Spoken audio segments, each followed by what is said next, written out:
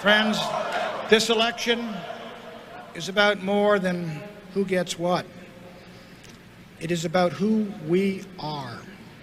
It is about what we believe and what we stand for as Americans.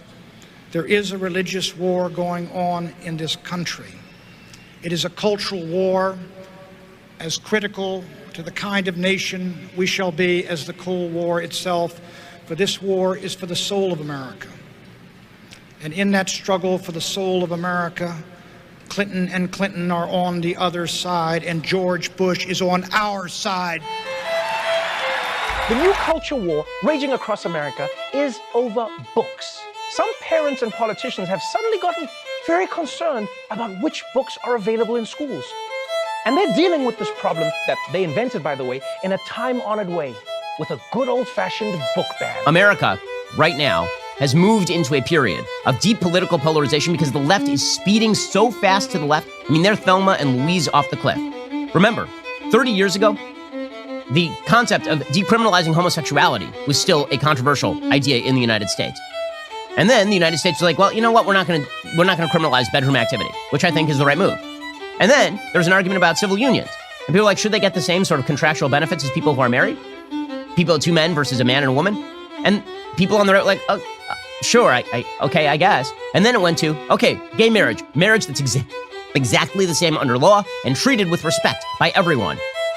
And it won't hurt you. And then it went to religious institutions have to perform gay marriages. And your child has to be indoctrinated in this. Now, because of all of that, we should just recognize the truth, which is that boys and girls don't exist. And so if a boy says he's a girl and a girl says she's a boy, that means they should compete in sports against one. Like, in a 2021 poll conducted by Times Radio, over 70% of respondents didn't know how to define the culture wars. And yet, in today's political climate, the culture wars permeate every issue. How can you do that when, like that little girl came up here and said, and you allow a male to use a female bathroom? All right, meeting has been adjourned. Meeting is adjourned.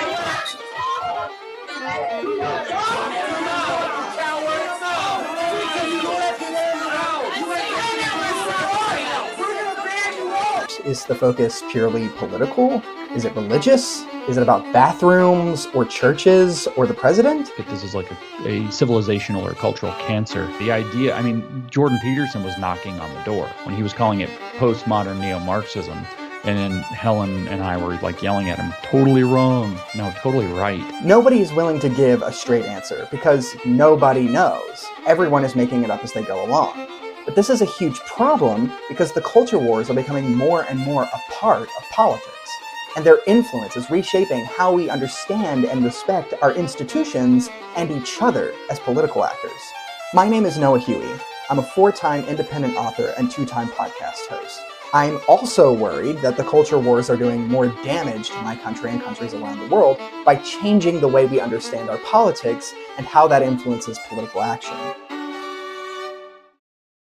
So I wrote a book about it. In my new book, The Culture Wars, I explore definitions of these political battles, the strategies of those who fight them, and argue the case that their existence is a threat to democracy. The culture wars exaggerate, totalize, and brutalize American politics. They have a hand to play at many of the developments we wince at when we turn on the news. But it doesn't have to be that way. Of the most successful president of our generation means the world. Because look, we are in a culture war right now. Culture war. Culture war. culture wars. Culture wars. Culture war. Culture wars. Culture war. Culture wars. And look, this is a battle that we're going to win.